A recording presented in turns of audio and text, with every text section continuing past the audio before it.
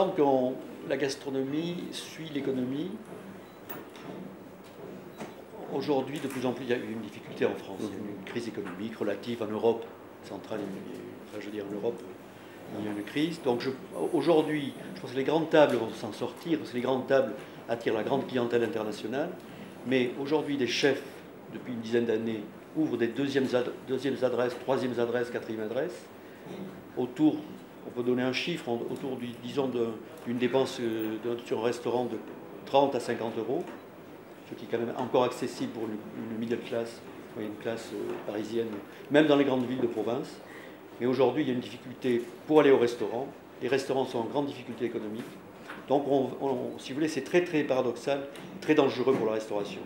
Puisque des bons chefs aujourd'hui qui sont capables de faire une très belle cuisine n'y arrivent plus parce que les produits sont de plus en plus chers.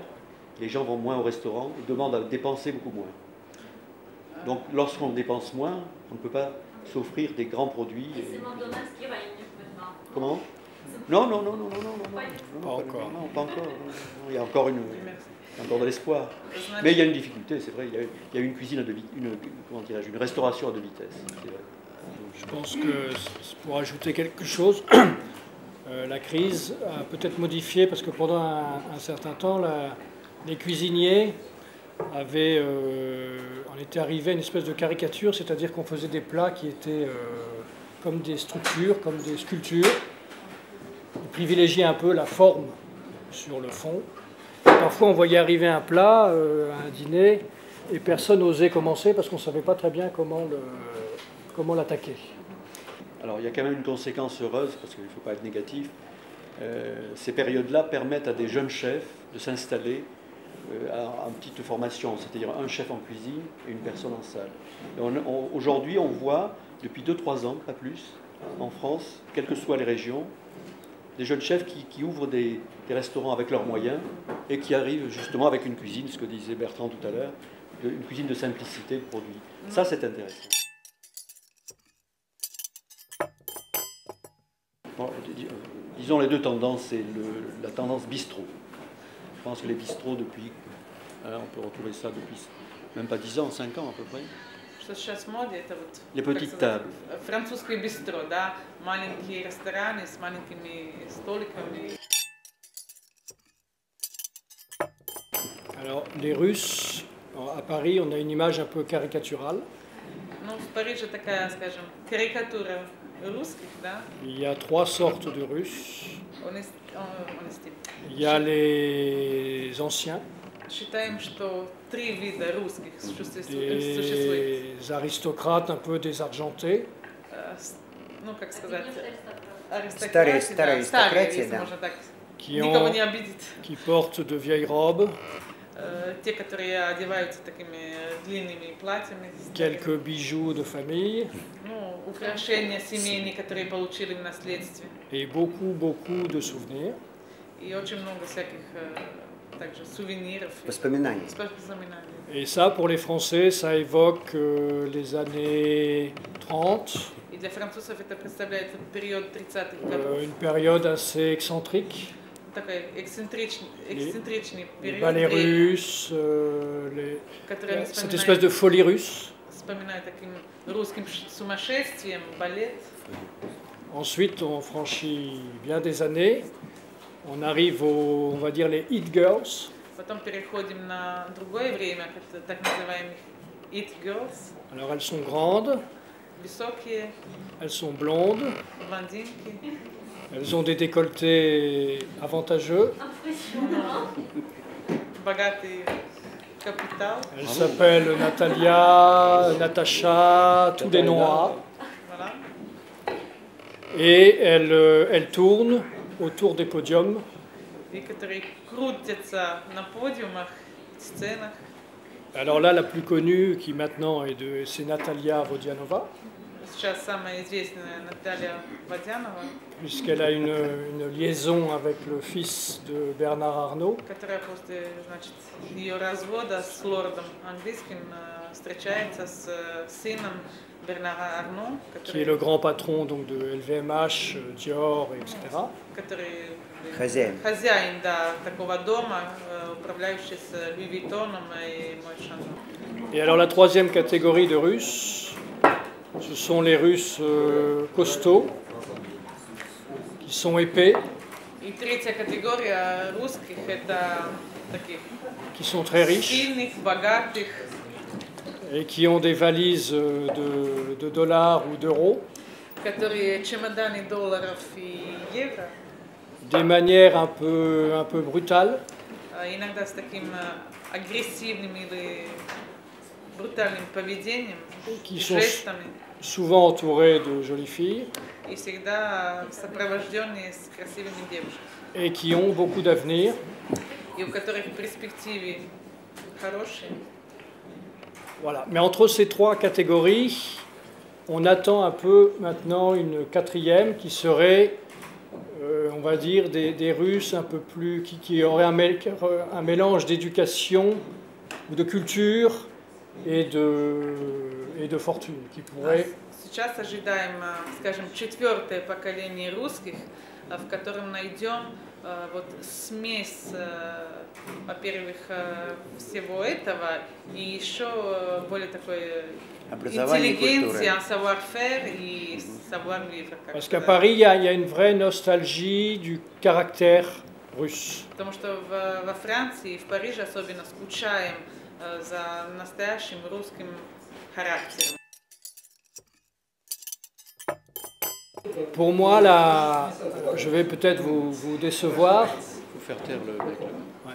Je vais peut-être vous décevoir, mais pour moi, la cuisine russe, c'est surtout enfin, les restaurants russes, c'est surtout une atmosphère.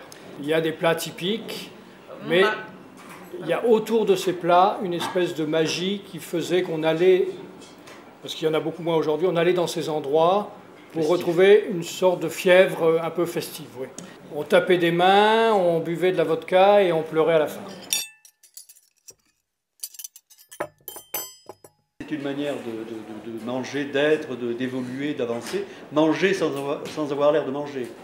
Se retrouver, mais pas nécessairement autour d'un plat. Pas nécessairement pendant 3 heures ou 4 heures autour d'un plat et d'un menu. Alors ça, je crois qu'on le doit aussi en partie, je ne sais pas si ça vient de là, mais aussi aux Espagnols. Parce que les Espagnols sont extraordinaires dans la façon de sortir de l'art des tapas. Alors ça aussi, c'est une mode qui existe encore un petit peu. C'est les petites bouchées, quoi. Voilà, on mange pas, on est là, on est dans une galerie, à quel endroit. Il ne faut pas que ce soit identifié. Mais on se retrouve. Finalement, c'est la comédie humaine dans des lieux différents. Peut-être commencer.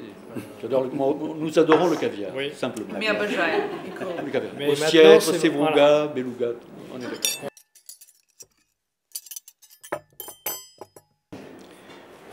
On parle de gastronomie, on parle de cuisine partout. Je veux dire, autrefois, il y a 20 ans, il y avait 2-3 guides, 2-3 grands guides gastronomiques et quelques critiques gastronomiques installés. Aujourd'hui, tout le monde parle de cuisine, tout le monde parle de restaurant. Alors le débat est ouvert et ne sera jamais refermé de savoir est-ce qu'il faut écouter des critiques peut-être autoproclamées ou bien ouvrir totalement, ce que je crois aussi, la parole à beaucoup de gens. Il y a des gens qui connaissent beaucoup mieux la cuisine que moi, mais qui ne savent pas en parler. Est-ce qu'il vaut mieux dans un stade de 10 000 personnes qui va voir un match de football? Est-ce qu'il vaut mieux qu'il y ait un seul journaliste qui donne son avis sur la marche du match, le courant du match, ou les 10 000 ont un avis? Si les 10 000 se mettent à avoir un avis, c'est peut-être extraordinaire justement pour l'ouverture, mais c'est terrible parce que qui a la vérité? Donc je pense qu'il y aura toujours une frange de critiques, qu'ils soient journalistes ou non, qui tout de même iront peut-être un peu plus loin que la vox populi finalement.